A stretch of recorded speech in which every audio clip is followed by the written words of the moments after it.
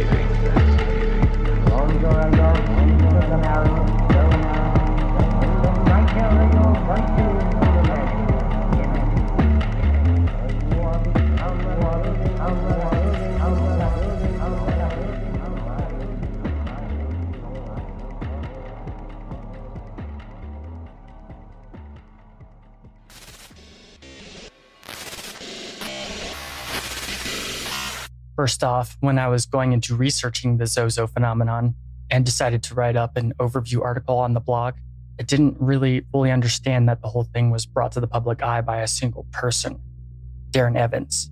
So I bought his book, The Zozo Phenomenon, with co-author Rosemary Ellen Gilly, and just zoomed right through it, noting the key points and putting together like an overall idea of what was going on in the book. The authors mentioned other people in their stories, so I looked all that up too, but decided to put together an overview, primarily focusing from the book. When the article was posted on social media, it didn't take long to get some angry people commenting. I did not credit Darren and didn't know he was the primary source of Zozo lore in the mainstream. His fans were all over me like white on rice. So I rewrote the blog and contacted Darren personally to apologize and asked for his blessing to keep the article up, and offered to delete it if he wanted me to. We had a decent amount of back and forth, but I was mainly surprised that he'd even responded to me. Darren Evans turned out to be a really cool guy, and we ended the back and forth on friendly terms. His fans also quickly ceased their assault. But wow, did I learn a valuable lesson making too many presumptions while writing. So I've talked to Darren personally, despite his fame, and gotta say I respect the man a lot, and my respect isn't easy to earn either. But at the same time, it's also important to remember that Darren Evans is just one man who's had some pretty profound and terrifying experiences with this entity among many, many across the planet throughout history. Anyway, this is all just a juicy side note with a little bit of drama, but let's get into the lore. Zozo has been encountered globally in many documented accounts, and despite Zozo's connection to Ouija boards, this potent negative entity's influence goes back through history far longer than the board game we know today. Since the 1980s, when it really started to manifest in the collective consciousness, paranormal encounters with the entity share consistent themes across the board. So Zozo may be the demon of the Ouija board, but spirit boards are timeless and encompass human history as a whole for the most part in one form or another. There's also a lot more to the phenomenon than kids and teenagers being scared because the board said weird stuff to them. Like a ton of lore states, many entities evolve over time, depending on circumstances, and whether from the work of John Keel and the ultra-terrestrials or more esoteric knowledge, many entities simply take on forms to best suit their intent based on the culture of the person that they're interacting with. It's also important to note that Ouija boards, or spirit boards, and the like are neutral in nature, and using them doesn't mean that you're interacting with a demon or Zozo every single time paranormal stuff happens. From what I see, there's not really any specific calling card in victims. maybe it just seeks out people based on circumstances and whose fear tastes the yummiest. But the majority of the population will never encounter the entity based on practicality and statistics alone. The phenomenon has only ever selected a tiny few of the global community to interact with. Those easy to corrupt, the weak-minded, or spiritually, psychically gifted but undisciplined will be the entity's main targets for the most part. But it can also be a case of what's going on in a person's life that opens up opportunities to the darkness no matter who the person is, such as if they are in a state of high stress, conflict, loss, or general peril in their daily life. Demons seem to like those types of people the most. The emotions and mental state of anyone can have a considerable influence on possible attention from negative entities. This is a universal aspect, not unique to Ouija board spirits, but an overarching truth of the paranormal in general. And depending on the limitations of perception placed on the conscious mind from the subconscious, the nature of manifested phenomena can differ vastly. To understand how this malefic entity can manifest across the globe at will, we have to first understand the nature of the Ouija board and how the collective unconscious of humanity has been inundated with propaganda towards it for decades. But that's assuming that you subscribe to Carl Jung stuff. Personally, I do.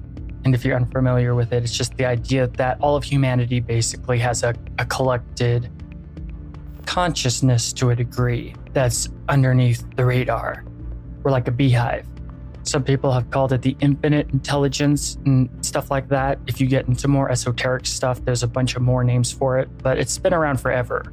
Even the Egyptians thought this was a thing. But going off of that perspective, in general, Hollywood and the gutter press mainstream media have transplanted horrific images into our minds, coalescing conclusions that predetermine the expectations of evil concerning Ouija boards. Not to mention zealous religious communities and their rhetoric. In our dreams, terror is what awaits all who dare to tamper with Ouija boards. Movies, TV shows, books, they've all impregnated a pretty clear picture into the human psyche. Many people just love fear. I love fear, and there's nothing more horrifying than the unknown. This makes the lore surrounding these boards extremely profitable. This is even more so for the religious and anything that goes outside their reality tunnel. In truth, though, the Ouija board is just a slab of wood or plastic. It's a game. Then again, that's if you are in the chapel perilous or not when the paranormal starts happening. If it does. But in its purest essence, the Ouija board has no conspiratorial or supernatural evil intent behind it. The most influential horror movie in history had a significant influence on how culture looks at the board. You probably know what I'm talking about. The entire plot of this movie is kicked off by a little girl who gets possessed by the demon Pazuzu after messing with the Ouija board. Of course, I'm talking about The Exorcist, which is a fantastic movie and probably one of the most objective sources of this unnecessary fear revolving around the Ouija board. Just like dream work, the subconscious has a subtle form of interacting with the ego/conscious mind. This subtle communication includes moving a planchette on a Ouija board. For the most part, along with things like pendulums, the board is actually just a way of engaging with the subconscious mind. So yes, it's actually those people moving the planchette. Just a part of them that they don't really know or are aware of or have a relationship with. So while some people think the planchette is moving by paranormal means, it's actually just the subconscious. Ouija boards, in actuality, rarely inspire paranormal phenomena. The Ouija board only becomes something dark if that aspect is metaphorically activated, quote unquote. Many experiences are based on what we ourselves bring to the table when it comes to the paranormal. The most susceptible are young people easily manipulated by the media, those consumed in fear from dogmatic programming, and gifted experiencing intense emotions. But there are also those out seeking selfish gain that will do anything to attain their desires.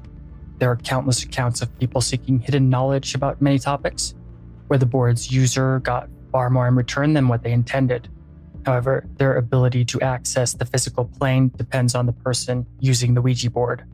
And Zozo has some pretty specific calling cards, like an association with mirrors. The demon has also been known to violate its victims sexually. It shapeshifts to male or female personas as is fit, and the Z entity often revolves around sexual depravity towards women, especially teens. Which means that the number of people vulnerable is pretty vast. If someone using a Ouija board, things turn paranormal, many of the negative experiences from such encounters are because those people are unprepared. They don't really get what they've unleashed, and why should they?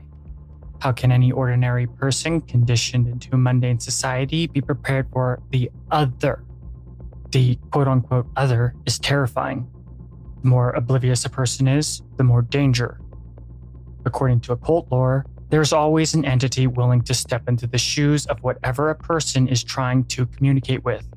And just like humans, such entities are said to have moralities and demeanors in all the spectrums, with the majority most likely being primarily gray in that context.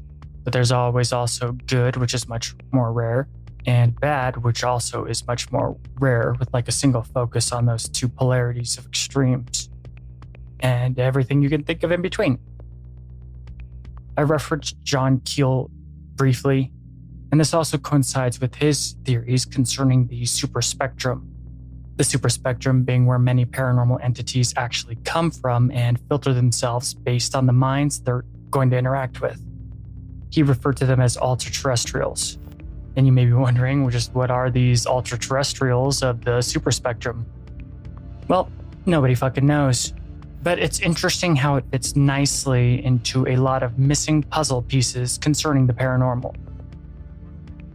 But even that's just one way to look at it and can be completely disregarded depending on what reality tunnel you subscribe to.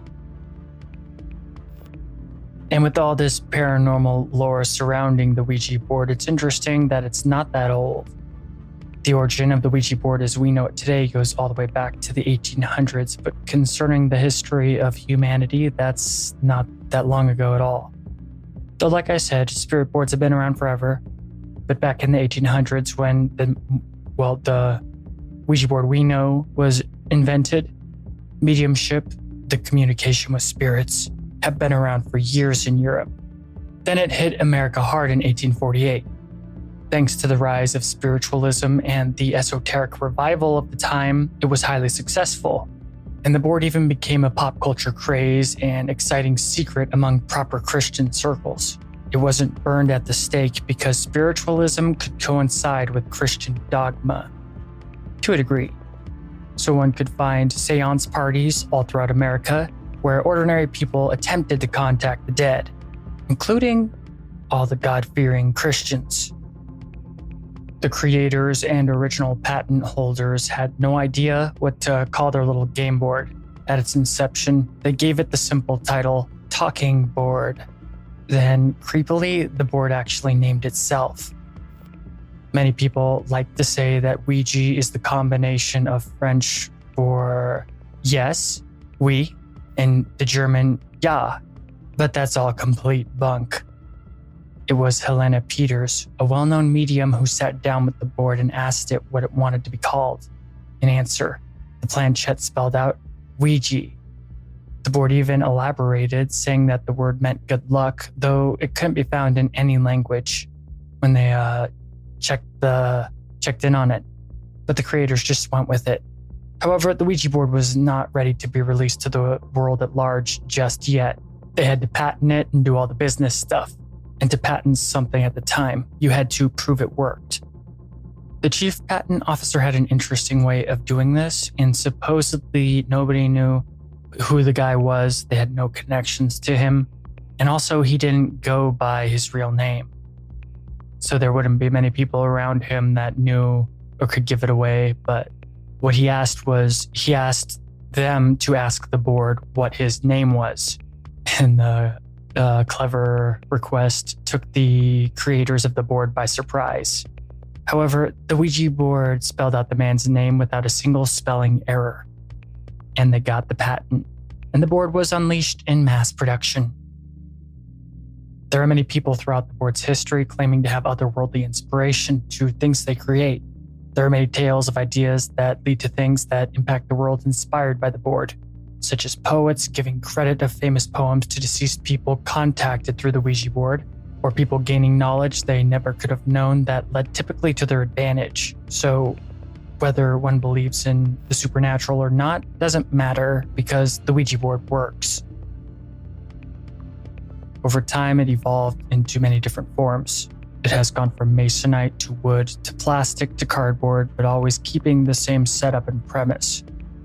Back in pre-internet days, the world is much more connected in the 21st centuries, late 20th century, 21st century than ever before in the history of the planet. But this pre-communication age, nobody could really communicate across the globe about weird stuff that they all had in common concerning Ouija board encounters. And little did they know, these people interested in spiritualism or the paranormal who utilized the board, but an entity calling itself Zozo began to have consistent engagements with its users over the years. This particular dark entity seems interested in the Ouija board more so than any other. But rest assured, there's no limit to the number of occult entities associated with the board. However, researching or gaining knowledge of those entities does not directly draw their attention to you. Zozo, on the other hand, will take notice if one is gaining knowledge about it. Many paranormal phenomena occur to those who research the topic of Zozo. If you cast eyes upon the entity, then it casts its eyes back on you. Electronics will begin to fail or act in unexplainable ways. Lousy luck, nightmares, and depression are also typical. So be careful when messing around with this topic, and don't ever be irreverent. The encounters with Zozo are so well documented that it takes just as much factless faith to disbelieve in it as it does to believe in it. So don't take any chances of antagonizing the entity directly. Especially since Zozo is also not always easy to detect unless it reveals itself. It has many names and personas and rarely shows its true colors, like at the start of an interaction. It's far more abstract than what it seems at face value. The demon has tons of names and alter egos such as Zaza, Zo, Za, Zate, Zam, Zepat, and Zono, to just throw out a handful. There are plenty more, but I think you get the point. The main thing to take from all this is the consistent theme of the letter Z. So for the most part, paranormal investigators and demonologists refer to Zozo as the Z entity. Zozo is also a well-documented shapeshifter, with his most well-known form being like a shadowy entity with its skin burnt to a crisp and red glowing eyes. And it takes this form a lot when it's manifesting itself in mirrors. But there really isn't any limit in the forms that it can take for the most part, that I've read at least. Another one of its common forms is a raven, and when it's stalking one of its victims, it'll hang out on a tree and watch them as a raven and whatnot. It basically just lurks in the area it's terrorizing. Anyway, I'm gonna take a quick break and go grab some coffee. You're listening to Cryptic Chronicles.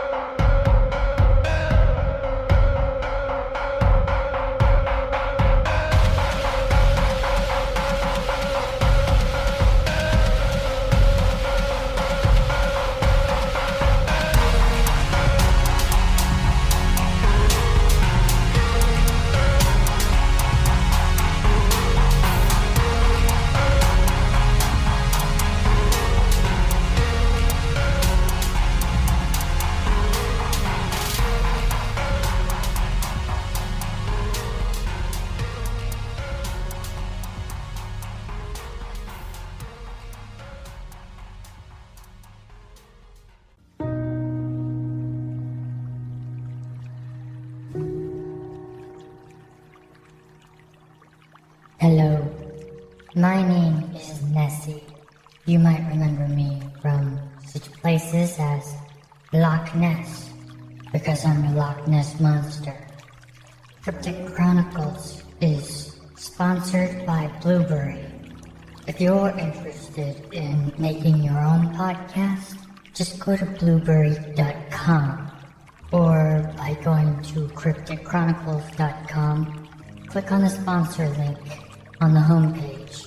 By going through Cryptic Chronicles, you will not only be helping to support the show, but you'll also have the best podcasting host on the market. There's no contracts, and you can cancel anytime. You'll have free 24-hour tech support, syndication with your own RSS feed, as well as a plethora of other goodies that only professional podcasters use. There's no third-party sites to log into. Never leave your own website. You remain in control. All you have to do is produce your podcast, write your blog post, and then publish with 29,000 plugins to pick from. By going through Cryptic Chronicles, you'll have 1 month free of the best podcast statistics, as well as 1 month free of the best podcast hosting. So go through our sponsor, Blueberry, today. And if you can, visit Loch Ness, because I am very hungry.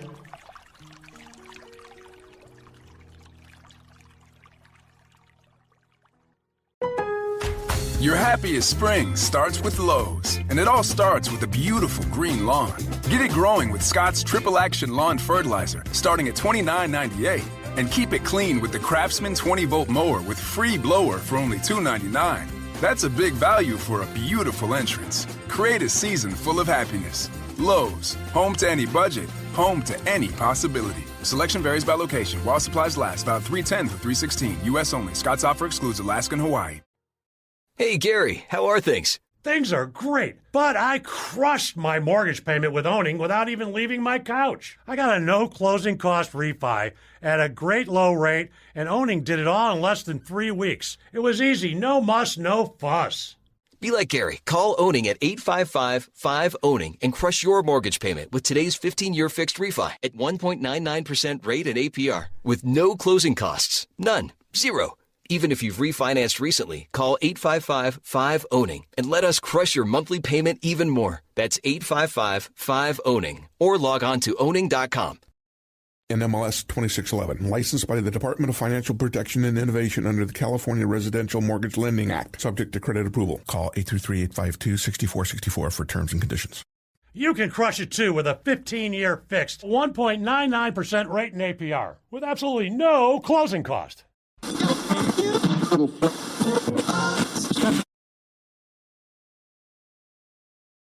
way that the Z entity terrorizes communities has many documented similarities. When Zozo first begins its activity, it always starts out pretty benign and subtle. Z will mimic whoever the person or people want to talk to. The entity rarely states who it is outright, but will reveal itself over time while enticing people to keep coming back to the board and use it more and more. At one point, it even convinced Darren Evans, the most renowned Zozo researcher, that it was a dead rock star. His friend that was with him was convinced too. They spent a lot of time having fun and joking around during these sessions. The entity was complete with an accent and a desire to party and everything. And this is an excellent example of how tame and innocent the early interactions with Zozo are. Those in the know claim that Z is actually probing the psychology of its victim or victims during this time of relatively easygoing with the entity. It's gauging just how and what tactics will best suit its predatory desires. However, the encounters will gradually get darker and creepier, usually climaxing in some great scare that Z uses to vitalize its power by absorbing the fear energy emanating from the Ouija board users. There are different perspectives though, but for the most part, it is thought that Z is building up its power during this slow escalation. This outlook mirrors lore from demonology, but some also say Z just enjoys the slow escalation sadistically and can manifest with its full power whenever it wants. The circle says it's more so a game to the entity, and thinking that it has limitations early on is hubris. However, the entity being deceptive and manipulative is universal among all researchers as a consistent behavior of the Z entity. The whispers of Zozo have tricked people into thinking many bizarre things and do things against their own benefit or well-being. During the early stage, it will often pretend to be one's friend and say many things the board user wants to hear. The entity may also whisper delusions of grandeur into a regular utilizer of the board. It will say it's a quote-unquote king of kings and stuff like that, and offer to bestow future power on the person, calling them things like the chosen one. All in all, though, it will always lead up to much, much more horrifying anomalies. The demon will linger long after the Ouija board session has ended, vigilantly looking for an opening to influence our reality, the victim or victims. This is why it's so important to close the board when done with a session. Normally, I mean. But when dealing with the Z entity, this won't really matter because it's an entirely different category than other occult entities. Once Z has someone in their sights, following the directions printed on the Ouija board won't matter in the slightest. When a Z instance begins to heat up, there are also consistent themes. Phantom voices often come from the shadows, usually sounding like 20 or 30 people all talking simultaneously, but nothing is understandable. Knocks can be heard at the doors and walls randomly with no origin or person around. Bangs, thuds, etc. are also standard. Weird humming noises may permeate the eardrums, and, of course, the stereotypical objects moving on their own. Though if a place was already haunted, and the demon comes through on the Ouija board, it will heighten the paranormal activity in the house abundantly and make ghosts already there or spirits already there come out stronger than ever to haunt people. According to majority of the lore, the more fear it generates, the stronger it becomes, and maintains a tighter grasp on a current into the material plane. Shadow people and strange movement is often seen out of the corner of one's eye, only to fade when one focuses on the phenomena. I hope you aren't afraid of the old Bloody Mary legend, listener. Has there ever been times when you've been creeped out by mirrors in general? Because the Z entity likes to hang out in mirrors.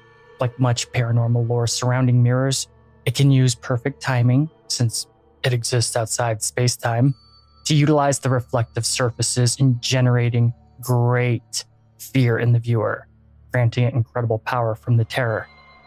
Which is a tactic that the entity has used many times and appears to be a favorite. So if utilizing a board, maybe make sure that mirrors are out of the equation during the session. If you have any mirrors in the room, cover them up with thick blankets and then tie them down somehow. It's not hard for Z to just wisp off coverings of mirrors if not secured. The entity is often known to tell people to seek it out in mirrors, and this is where it shows itself visually for the most part. But don't misunderstand, the Z entity can manifest as any demon or dark entity can to the physical eyes in 3D space. It's only that it prefers mirrors to show itself in many circumstances, or may have like some connection to mirrors that we don't fully know right now. And whatever you do, don't die around a mirror with Zozo present, because the mirror can allegedly suck your soul right up into it. And funny enough, there's a lot of paranormal lore of souls getting stuck in mirrors. It's nothing new. In the old days, when someone died, all the mirrors in the house would be covered for just that reason. And according to the occult, mirrors absolutely have connections to the other realms. Spirits have always been said to have links to mirrors. The Myrtle's Plantation Family Mirror is an excellent example of this in paranormal lore, if you'd like to look more into all that stuff. But Zozo will do far more than just show up in reflections. The entity has been known to possess dogs and animals. When asked to do so, it seemingly performs mind-controlled tasks within the creature, such as coming from one spot to another. Yet, this turns dark quickly as the animal begins to appear and sound horrified and in distress. The possession of the animal is always harmful, with many detrimental side effects: vomiting, screeching, then running off. The animal usually found later having perished a horrible fate, if found at all. Many corpses of pets have been found out in the woods decaying not long after such an occurrence. At one point in Darren Evans' book, the Z entity possesses an entire horde of rats. The original board that led Darren to first encounter Zozo was found mysteriously underneath the house in a crawl space, as if it was put there intended never to be seen. And that same board, Darren leaves in the trunk of a car out in the woods.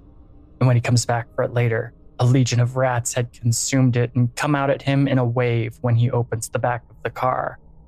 And this is not just rats running out, this is organized rats, literally like a wave, all as one.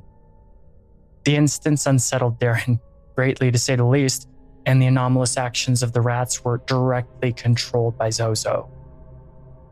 It doesn't help that with the escalation of the Z entity instances, the paranormal activity destabilizes the mental health of its victims. This breakdown of mental barriers allows mental projections into people directly from the entity. Many who delve too deeply into interactions with the Z hallucinate faces melting off people they interact with, only horrifically deformed skulls remaining.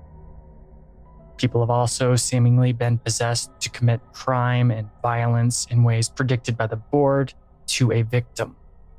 Although it's probably such acts are committed despite the influence of Zozo, but apparently in the Zozo lore, they are influenced by Zozo.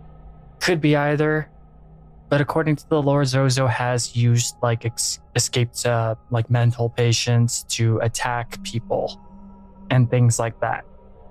The Ouija board demon has also predicted accurate deaths to come during sessions for those who summoned it. That's why one of the main pieces of advice by paranormal researchers or spiritualists or people, interested in this kind of stuff, they say never to ask the board how you will die. And especially never ask the board how you're going to die if you're encountering the Z entity. Its predictions have been eerily accurate, even 20 or more years after the Ouija board session took place. In fact, the Z entity has predicted many accurate fates for people who were utilizing the board, and some resulting in that person's death. One of Darren Evans' personal friends died in such a way, his death was predicted by the board many years earlier. So any predictions of Zozo on the board should never be dismissed, because ignoring the board always leads to unfortunate outcomes. Through Ouija boards, Zozo is allegedly responsible for countless unknown deaths. Moreover, it is without any doubt that this demon is incredibly dangerous. But whether these deaths would have already happened anyway, or they are the direct cause of Zozo, is still debatable. But don't take any chances. And never ask the board about one's death or anybody else's deaths for that matter. The entity is known to attempt to entice people, saying things like it will lead them to paradise, or other stuff that may make them ask questions that they'll regret, like trying to tell them that they need to know certain things that they don't need to know and actually only leads to bad stuff. And especially when it says that it will lead somebody to paradise. Upon further elaboration, when asked where this paradise is, the entity states, hell. In one session, Darren Evans documented the board saying, iron tongue, vaguely. Later, his daughter sleepwalked into a bathtub, turned it on, and almost drowned. He managed to save her, but soon after, the child developed a high fever, so he called a pastor to come pray for her. A large tick on the nape of her neck was noticed by doctors a moment after the prayer was finished. It seemed too much of a coincidence. However, she still faded. The doctor said she was more dead than alive, even though she did not test positive for diseases related to blood-sucking ticks. Most assumed it was the issue, but it wasn't. It turned out she had MRSA, a dangerous bacterial infection resistant to most antibiotics. The child's face became swollen, and her tongue stuck out more swollen than anything else, discolored and grotesque. He remembered the board saying his daughter would have an iron tongue, and it came true. She did eventually get better, but the timing and horrific nature of the event are directly linked to the entity. Yet, this is only one of many times Zozo has prophesized horrible things to come that came true to those who summoned it.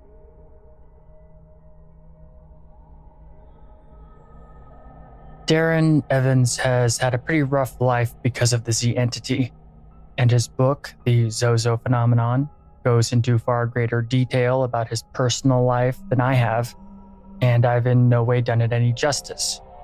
So please check out the book yourself if you're interested in Zozo. I'll leave a link in the show notes. Darren's even made a low-budget movie on Zozo. I found his whole Hollywood part of the book to be pretty creepy and surreal, including him being in an elevator that took him to a bizarre floor that didn't exist, and it was complete with ghostly encounters.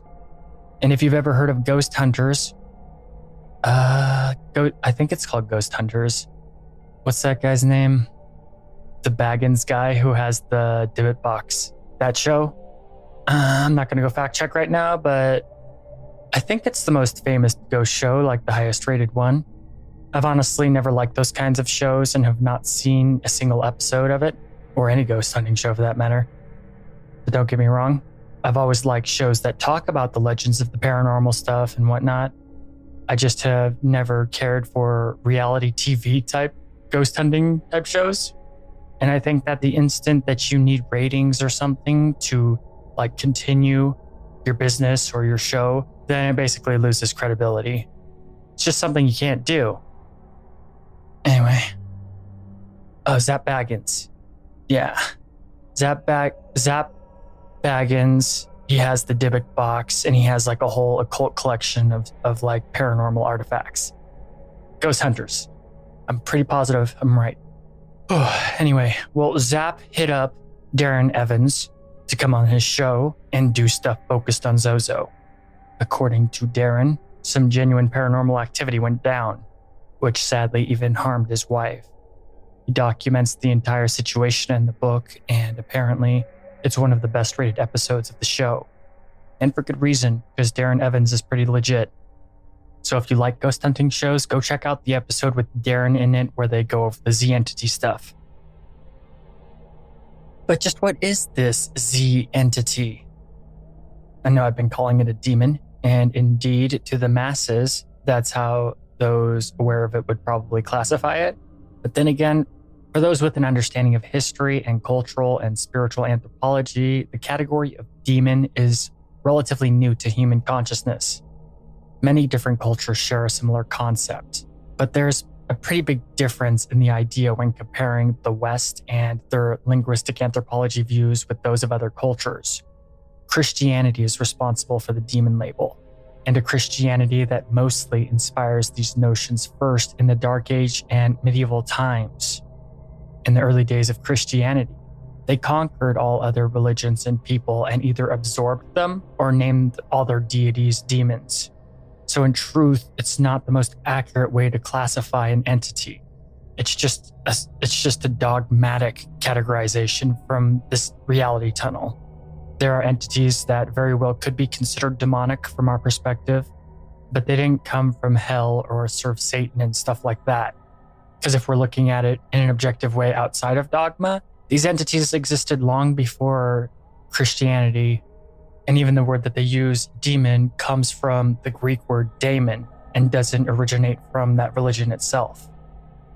Daemons were spiritual beings that could be good, bad, or anything in between. They existed in the realm between realms. They're essentially just an overarching label for spiritual entities that were not gods or were not, I want to say like nymphs and stuff like that. Also, they believed that everyone had their own personal daemon, analogous to a holy guardian angel in a way. The daemon is essentially the part of you, from this point of view at least. It's the part of you that is eternal outside of the reincarnation cycle. It's the infinite version. Like when you die and you take off the mask of ego, what's there is your daemon. So just calling an entity a demon just because it is an entity you don't understand, so it must be a demon, is to simplify something that, in actuality, is far more abstract and intricate. This illumination leads to the possibility that Zozo may be something called a jinn. Jinn are known as genie in the West. In modern times, the jinn are primarily associated with Islam. Yet, jinn lore is far more ancient than the world's youngest Abrahamic religion. Old beyond recorded history, even. In Arabic, the name jinn means hidden ones. And that is because, for the most part, they are invisible to ordinary human sense organs. They are born of smokeless fire and exist in a parallel realm while being in the same spot within space-time. They actually once ruled the Earth, long before humanity's ancestors rose from the primordial waters. The jinn are mighty, and Zozo has all the attributes in a supernatural context to that of these magnificent spiritual beings. However, jinn are not inherently evil to avoid association with the familiar perspective of demons. But much paranormal phenomenon could be the actions of jinn because they are capable of any of the supernatural powers that we see. Any supernatural paranormal activity you could possibly think up, the jinn can do quite easily. However, based on what we know about Z and what he's capable of, it could totally be a jinn.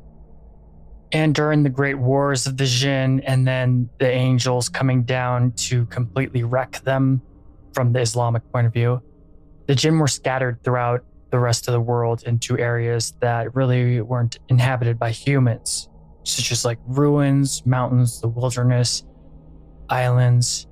And some of these jinn have a vendetta against humanity. Not all of them, but some of them definitely do. And many of them do this enact this vendetta in a very sadistic manner. Something that sounds exactly like what Zozo would do. Jinn are known to take on many different forms and play many different games, quote unquote, depending on the circumstance, and will very rarely ever reveal themselves of their true nature because they look so down on humanity. They would never interact with a human in like an honest way, in a genuine way, because to them, humans are unworthy of that.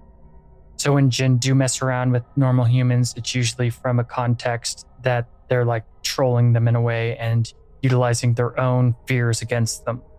Something that mirrors the Z entity in many ways because Z has many forms. Though in truth, when it comes down to the possibility of Zozo being a jinn, there's very little evidence to support this. It's just a possibility. Though it's a possibility that I personally find pretty intriguing, especially since he seems to have all of the abilities that jinn do.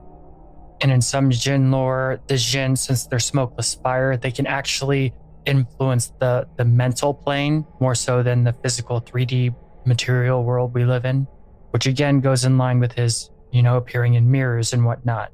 Because according to occult lore, entities who can influence the mental plane, they can project images into the minds of people to make them as real as day. And one of the most well-known famous historical ways that entities like that work is they project themselves through black mirrors, or I'm sure you've seen them before, like the little crystal balls from, fortune tellers appearing in movies or TV shows. But it's through these ways that jinn can quite easily interact with humans, as well as a myriad of other paranormal entities, but jinn in particular would find it quite easy to do so.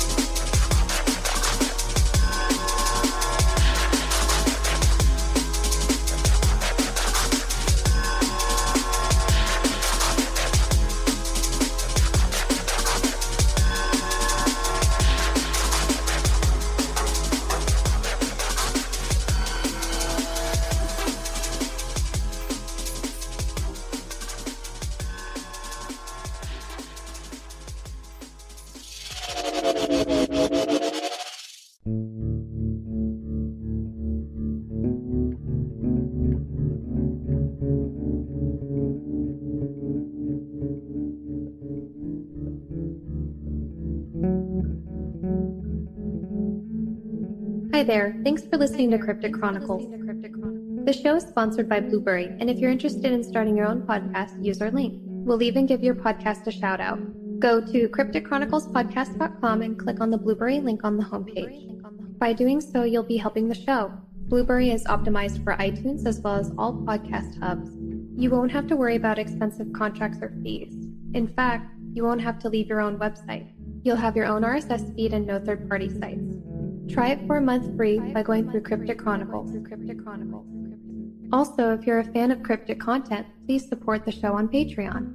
By giving just $1 a month, you can really assist us in posting more content frequently. You'll also have access to bonus ad-free episodes of the show and the Discord channel. To keep up with all Cryptic Chronicles content, follow us on Twitter, Instagram, Tumblr, and of course Facebook. Give the Facebook page a like and join the Cryptic Chronicles group. We'd love to hear from you. Thanks for supporting the show, but most of all, thanks for listening.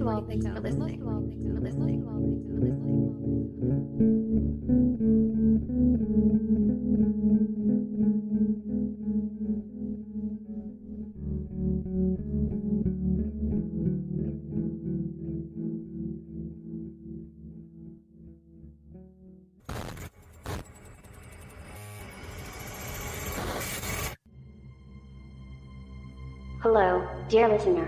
Have you ever had a paranormal experience? A spiritual or esoteric experience? Have you ever seen a UFO or something that you could not explain? Have you ever witnessed anomalous activity that defies reality? Have you ever experienced unexplained mysteries of existence? If you have your own cryptic tale and would like to have it shared on the podcast, then call 1-800-757-6049 and leave a message of your experience. If it's what Cryptic Chronicles is all about, then it will be shared on the show. Just make sure you thought about what you will say ahead of time, and give a clear and concise account. Also make sure to leave your name, where you're from, or any information that will assist in making a clear picture to portray to listeners of Cryptic Chronicles. Once again, call 1-800-757-6049. That's 1-800-757-6049. We look forward to hearing from you.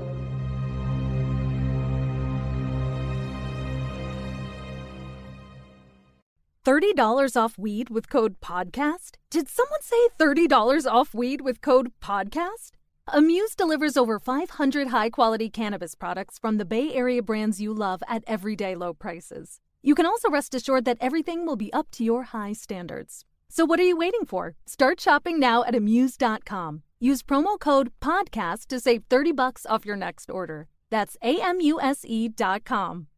Have you been wanting to lose weight and get healthy? Now's the perfect time to start Nutrisystem.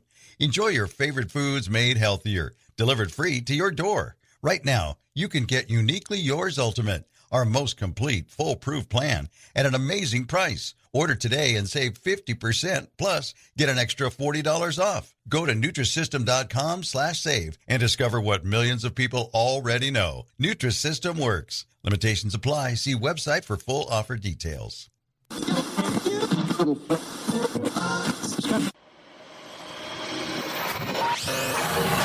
So the sources of the Z entity, its origins, could come from a variety of different sources. Many ancient Mesopotamian gods could or could not be the Zozo entity as well. Think about Pazuzu from the Exorcist series. Pazuzu is one of the most famous demons of all time and very much ingrained into the pop culture subconscious. Well, Pazuzu is not just a movie demon. The entity was initially a Mesopotamian wind god.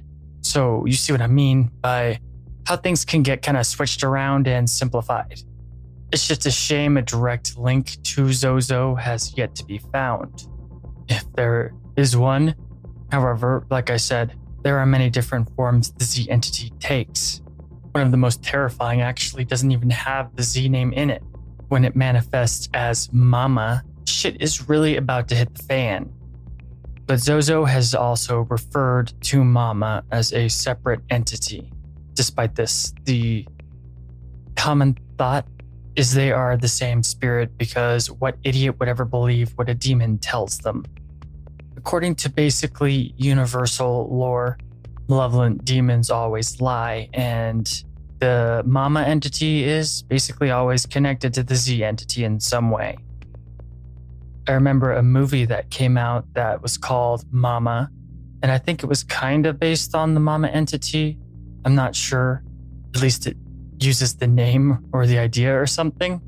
Honestly, I can't really remember, but I did see it once upon a time.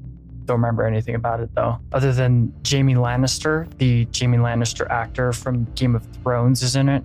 And the Mama entity in the movie basically has no connection to the Z entity, and it isn't even mentioned. It looks super creepy though. But Mama lore is more than that movie, if it's even related or whatever. But there's actually a lot of lore around the legendary Mama supernatural entity. The Mama entity often leads the planchette to cryptic messages insinuating it desires the unborn child of a pregnant woman.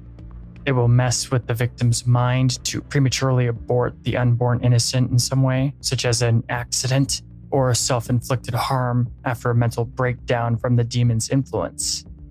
Though some attribute Mama, the Z entity, with all its different names, to be a collective of entities and not a singular spirit. Though Mama does sound a lot like the Lilith demon, and may be a form of hers in some way. Lilith being the mother of all demons and also having a calling card of taking the souls of newborn children or unborn children. Mama in particular will lull a board user from good to bad type stuff and messes with them, trying to give them a false sense of security.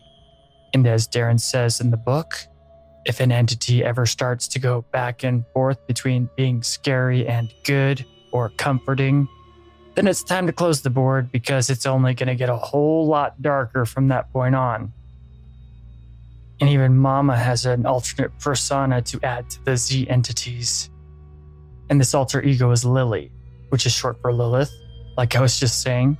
And Lilith, from Kabbalistic and Hebrew legend, she's the original wife of Adam from the Garden of Eden tale, but refused to submit to him and was banished, and then became the mother of demons.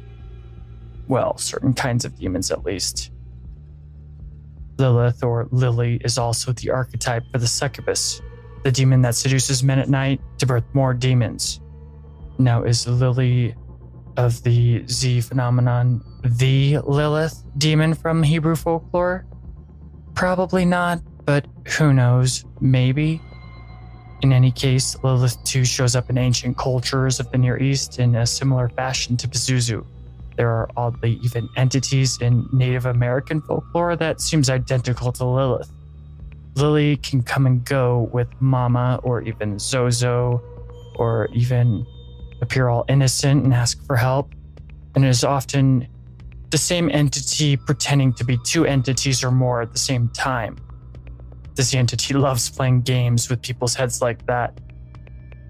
Some of the lore I came across when researching this was interesting and terrifying because it was talking about how Lilith, being the archetype for the succubus, she actually does her intercourse is like not necessarily physical. Her intercourse is spiritual. And since she's a demon outside of space-time, she can appear like at tons of places all at the same time in like our reality. And any of the demons that are birthed through the spirit into new humans belong to her.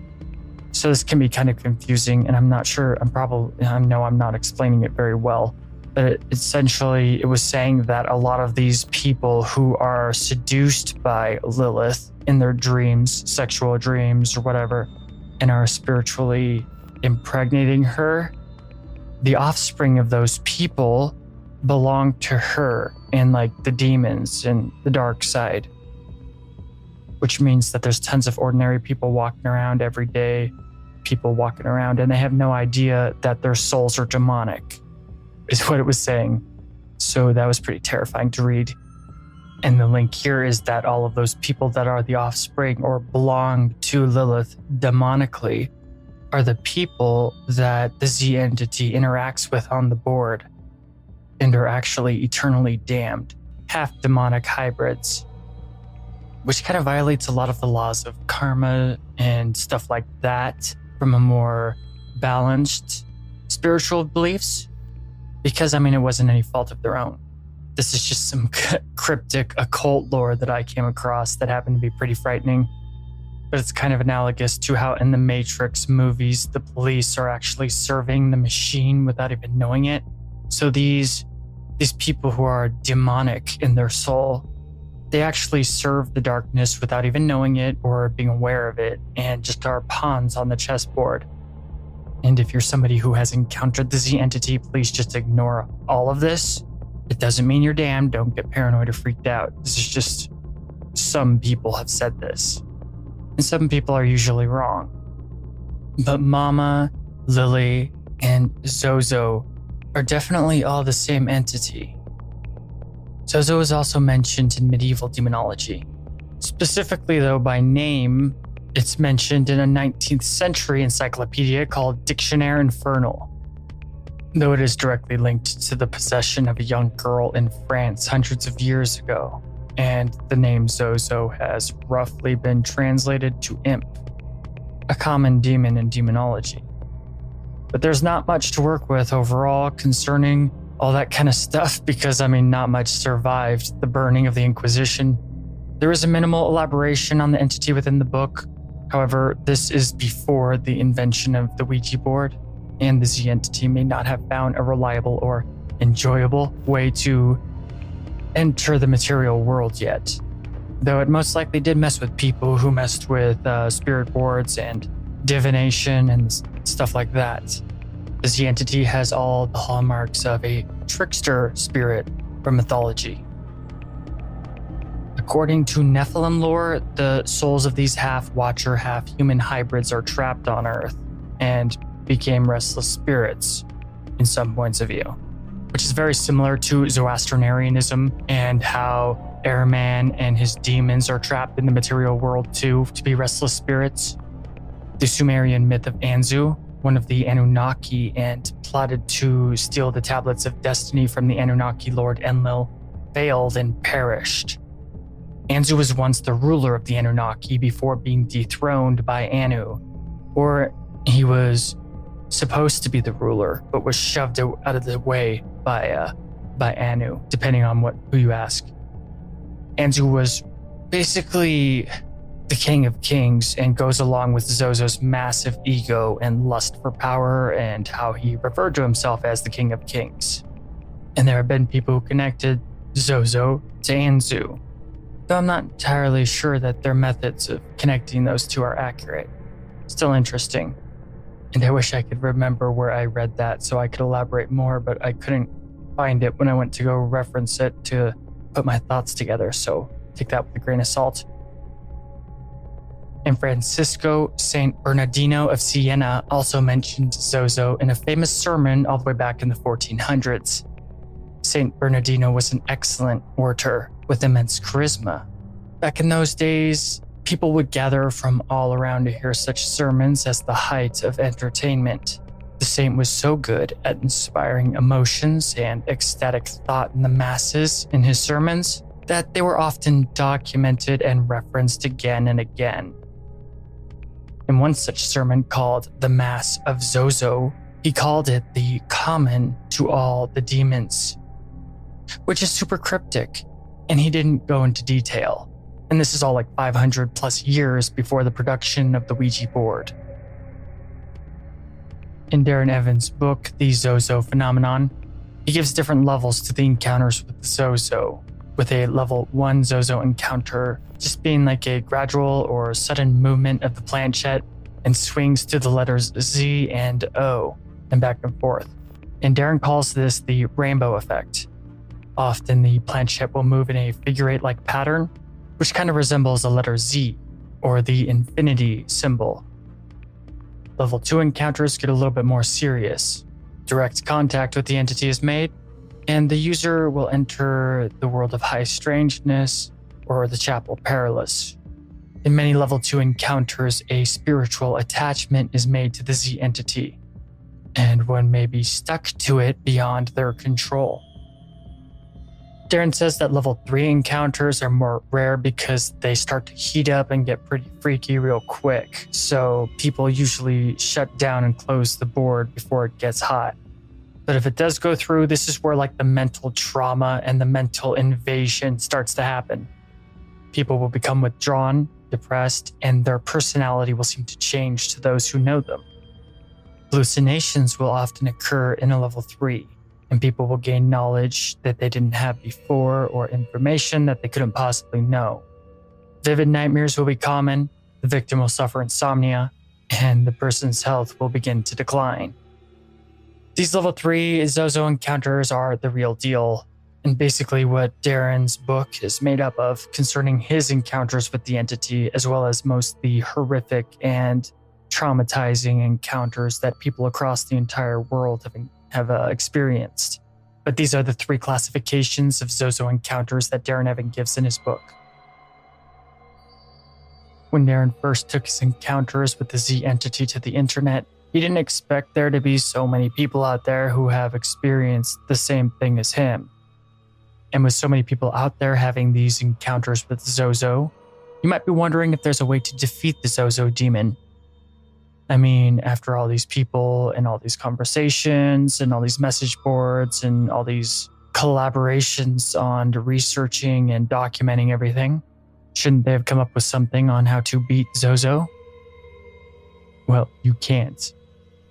You can, however, defend yourself, have precautions, or limit its influence / banish it. Such as 1. Avoid Ouija boards. 2. Have mastery over your emotions with courage undaunted. 3. Have a quiet, fully functional mind from a dedicated meditation practice over a long period of time. 4. Cultivate mediumship disciplines from required training. 5. Obtain vast esoteric knowledge. 6. Find someone with true faith to help you. Doesn't have to be Christian, or have them help you develop true faith of your own to help yourself. And last, number 7, follow the rules of the Ouija board.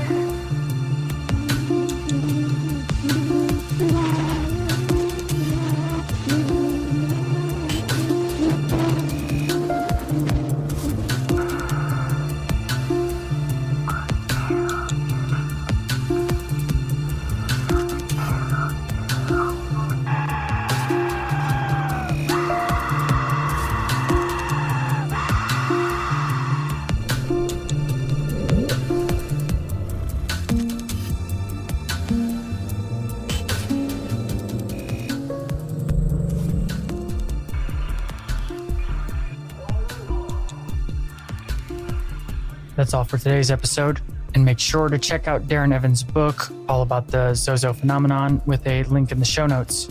And if you, listener, have any of your own weird, unexplainable encounters with the Ouija board, then please let us know. Cryptic Chronicles is available on iTunes, Spotify, Podbean, Stitcher, Google Podcasts, and basically all podcast hubs.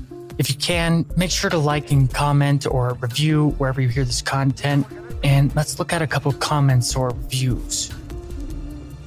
Elwood says, "Great podcast. The guy doesn't try to get world changed all the time and just says it. Great for those who hate woo and like to think." That's a really good compliment. Thanks, man. Stephen Butler on the Ascended Masters video says, "As always, very well presented, and now even more information for me to research. Many thanks." Oh, thank you, Stephen, and thanks for commenting. I'll make sure and bring you a lot more weird stuff, more than you can handle. Bella33 says, "What the fuck is this?"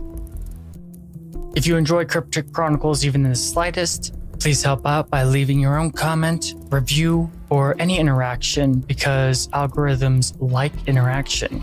And if you do, you will help spread and grow the show. So please review, comment, share, like, it all helps. Though the show is free to listen to, the cost to produce it is substantial. By pleasing the gods of the algorithm, you are doing more than your part in support. And if you really like Cryptic Chronicles and you happen to be awesome, then support the show on Patreon.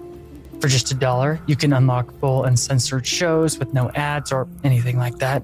You will get access to exclusive podcast episodes and, depending on the pledge, can even do other awesome stuff like join the Discord channel. Just go to crypticchronicles.com and at the top, click on the Chronicler's Vault. It's a link to Patreon and you'll be good to go. Speaking of awesome, I'd like to thank my current patrons, MJ Calvo, Adrienne, John, Celestial Weavers, Alien X, Lorna Grubb, Paul, Linda Gonzalez, Angela Delaire, Ashley, Brad Herbert, and Lawrence Lee. Thanks for supporting Cryptic Chronicles, but most of all, thanks for listening. And as one of the most enlightened people who ever lived once said, we don't see things as they are. We see things as we are.